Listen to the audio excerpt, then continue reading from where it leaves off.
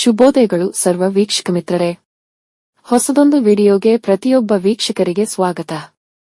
ಪ್ರತಿಯೊಬ್ಬ ವೀಕ್ಷಕರಲ್ಲಿ ಬೇಡಿಕೊಳ್ಳುವ ಒಂದು ವಿಚಾರ, ಪ್ಲೀಸ್ ದಯವಿಟ್ಟು ನಮ್ಮ ಚಾನೆಲ್ಗೆ ಸಬ್ಸ್ಕ್ರೈಬ್ ಮಾಡಿ, ನಮ್ಮ ಈಯೊಂದು ಚಾನೆಲ್ಗೆ ನಿಮ್ಮ ಪ್ರೋತ್ಸಾಹವನ್ನು ತಿಳಿಸಿ. ಜೊತೆಗೆ ಈಯೊಂದು ವಿಡಿಯೋಗೆ ನಾನು ನಿಮ್ಮಲ್ಲಿ ಕೇಳುವಂತದ್ದು ಕೇವಲ ಒಂದೇ ಒಂದು ಲೈಕ್ ಅಷ್ಟೇ.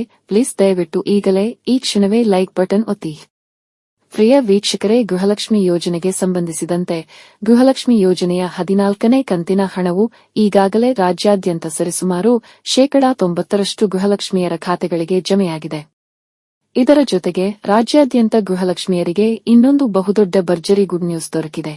ಮಾನ್ಯ ಮುಖ್ಯಮಂತ್ರಿಗಳೇ ಇದರ ಬಗ್ಗೆ ಸ್ಪಷ್ಟನೆಯನ್ನು ನೀಡಿದ್ದು, ಗೃಹಲಕ್ಷ್ಮಿ ಯೋಜನೆಯ 15ನೇ ಕಂತಿನ ಹಣ ಅಂದರೆ ಗೃಹಲಕ್ಷ್ಮಿ ಯೋಜನೆಯ ಅಕ್ಟೋಬರ್ ತಿಂಗಳ ಹಣವನ್ನು ಆರ್ಥಿಕ ಇಲಾಖೆಯಿಂದ ಸಂಬಂಧಪಟ್ಟ ಮಹಿಳೆ ಮತ್ತು ಮಕ್ಕಳ ಕಲ್ಯಾಣ ಇಲಾಖೆಗೆ ಬಿಡುಗಡೆಯಾಗಿದ್ದು, ಇನ್ನೇನು ಗೃಹಲಕ್ಷ್ಮಿ ಯೋಜನೆಯ 15ನೇ ಕಂತಿನ ಹಣವು ಡಿಬಿಟಿಗೆ ಪುಷ್ ಮಾಡುವುದೊಂದೇ ಬಾಕಿ ಇದ್ದು, ಕೆಲವು ಮೂಲಗಳಿಂದ ದೊರಕಿದ ಮಾಹಿತಿಗಳ ಪ್ರಕಾರ ಈ ತಿಂಗಳಿನಲ್ಲಿಯೇ ಗೃಹಲಕ್ಷ್ಮಿ ಯೋಜನೆಯ 15ನೇ ಕಂತಿನ ಹಣವು ಗೃಹಲಕ್ಷ್ಮಿಯರ ಖಾತೆಗಳಿಗೆ ಜಮೆಯಾಗುವ ಸಾಧ್ಯತೆ ಇದೆ.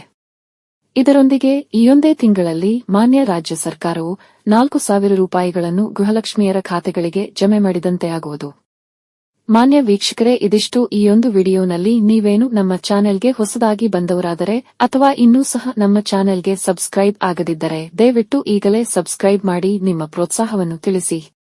ಸಿಗುವ ಮುಂದಿನ ವಿಡಿಯೋನಲ್ಲಿ. ಅಲ್ಲಿಯವರೆಗೂ ಸರ್ವ ವೀಕ್ಷಕರಿಗೆ ಶುಭವಾಗಲಿ ಎಂದು ಬಯಸುತ್ತೇನೆ. ಇಂತಿ ನಿಮ್ಮ ನೆಚ್ಚಿನ ಸಂಹಿತ ಉಪಾಧ್ಯಾಯ.